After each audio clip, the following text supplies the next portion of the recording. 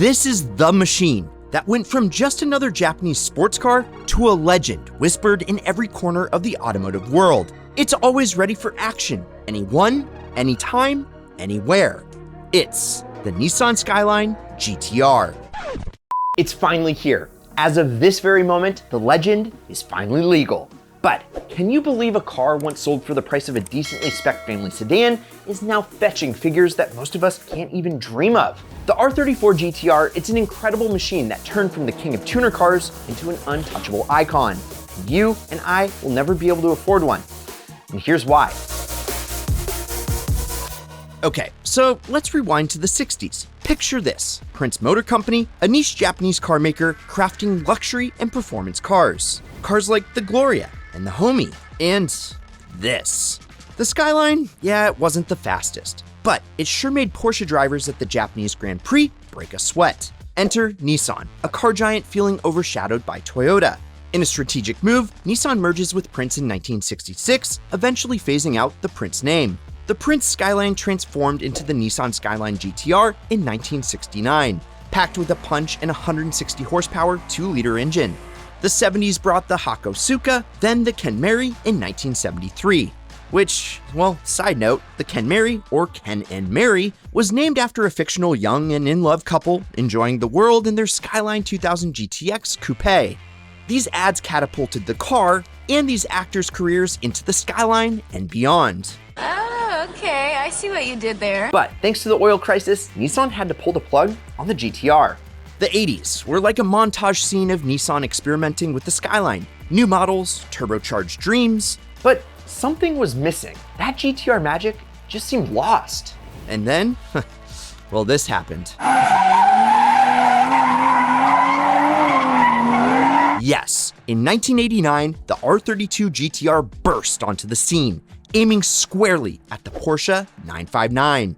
With its RB26 DETT engine and groundbreaking tech, it wasn't just a comeback song, it was a revolutionary album. The R32, known as Godzilla, went on to absolutely crush it in Group A racing, leaving competitors in the dust. The 90s saw the awesome or redheaded stepchild R33 and the poster boy R34 models, each one upping the ante.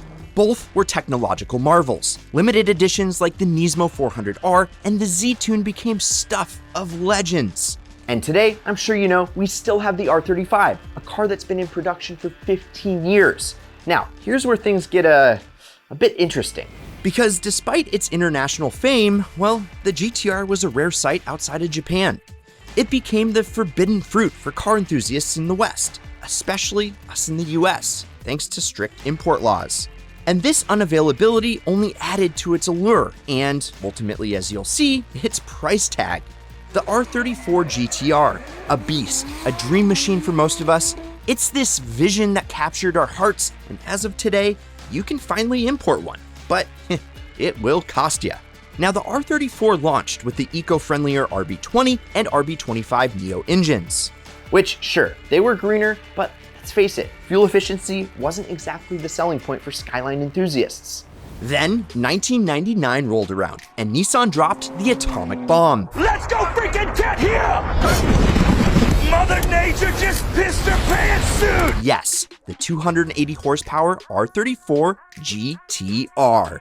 It was more than just a car. It was a statement, a love letter to us car guys, and a declaration of Japanese engineering dominance. With its Atessa ETS all-wheel drive and a 6-speed manual from Getrag, it was like Nissan was challenging the laws of physics. And guys, it did not stop there. The R34's chassis, just a pure masterpiece. It was smaller and somehow a tad heavier, but it was like Nissan was flirting with automotive perfection. And the V-Spec model, it was like a cherry on top, with the Atessa ETS Pro, active LSD, and that carbon fiber rear diffuser that could make car lovers weep. Oh, and did I mention the V-Spec N1? Only 38 made, stripped of radios and AC for the purists. It's like finding a unicorn in your backyard. Let's talk about its on-track prowess. The R34 GTR, it was the star in the JGTC, with the Pennzoil Yellow R34 snagging the 1999 championship. And you just can't overstate its social importance. It wasn't just a car, it was a cultural icon. Immortalized in the games Gran Turismo, paraded around in the Fast and Furious franchise, Shit. It's Brian. and the star of the show in more than just a few other entertainment venues. 2000 saw the V-Spec 2 flexing with stiffer suspension and larger rear brakes. Then 2001 brought us the M-Spec. The M might as well have stood for magnificent. It was a more refined beast with electronic dampers and luxuries like heated seats. 2002 was bittersweet, the final curtain for the R34. That's because Nissan went all out with the V-Spec 2 NER and the M-Spec NER. Named after the Nürburgring, these cars were a fitting tribute to the GTR's legacy, complete with engine upgrades and gold accents. Only 1,003 were ever made, making them as rare as hen's teeth.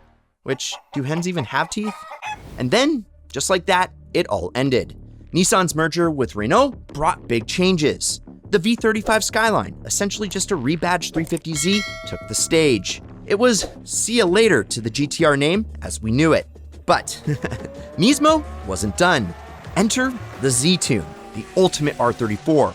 Imagine buying 18 used V-Specs and rebuilding them into monsters with 500 horsepower engines and carbon fiber reinforcements. And one lucky owner even got his in Midnight Purple 3. Talk about exclusive. Fast forward to the 2000s, and the GTR's legend has only grown, partly thanks to its star role in Too Fast and Too Furious. But for us in the States, owning one was like chasing a mirage, all thanks to those pesky little import laws. The market for these beauties, it went bananas around 2015. Prices soared, with special editions leading the charge.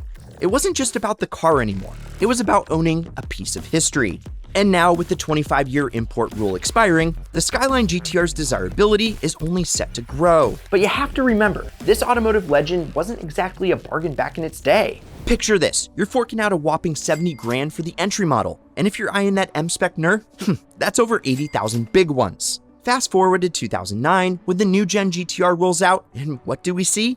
The once coveted R34s, now humbled by depreciation, going for 40 to 50,000 USD at auction.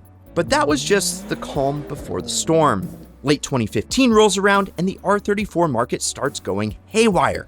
A V-Spec 2 NER here, an M-Spec NER there, suddenly selling for around 100 grand. And then 2016 hits. It's not just a few cars anymore, the NER models are flying off the auction block for eye-watering amounts. One V-Spec 2 NER even skyrockets to a jaw-dropping 160,000 USD. The message was very clear. The Skyline market had hit the fast lane, and prices surging by 30, 40, even 50% across the board, especially for those elusive limited editions. So, what's driving this frenzy? Well, it's a two-pronged attack. First, there's a general upswing in the 90s Japanese sports car market. You don't have to look any further than a clean Supra or an SX, and you can see it. Then there's the Skyline's own mystique, fueled in part by its elusive status in the US. With import restrictions lifting, collectors are scrambling to snag up these beauties, pushing prices through the sunroof. By 2020, average prices had hit stratospheric levels, with an average GTR fetching a cool 70 grand and prices just climbing. Any number of rare special edition cars, you're looking at shelling out $250,000 easily. The price surge peaked with an M-Spec NER selling for an eye-watering $359,000. That's a 740% increase in a decade. But here's the kicker, the R34 story isn't even at its climax yet. Those Z-Tune GTRs, Nissan's crowning achievement with only 18 in existence, are still out there. And guys, when they hit the market, expect all records to shatter. The R34 GTR saga is a tale of skyrocketing value, a testament to its enduring appeal and the sheer power of automotive nostalgia. But for car enthusiasts like you and me, owning one becomes a more distant dream. And unless you're a millionaire, you're probably never gonna own one.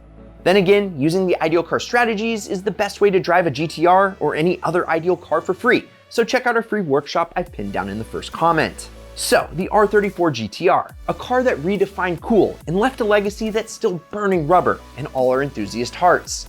A Japanese sports car that shocked the world back then with its performance, and keeps shocking us today with its market value. So, what do you think? Are these cars going to continue to keep climbing in price? Or, like the rest of the automotive climate right now, do you think things are going to kind of cool off? I want to know your thoughts. Smash the like button, subscribe, turn on that notification bell if you're new, and check out this ideal vid up here, or whatever YouTube recommends you watch next down here. I'm Brad, this is Ideal, and promise me one thing, keep living the ideal lifestyle.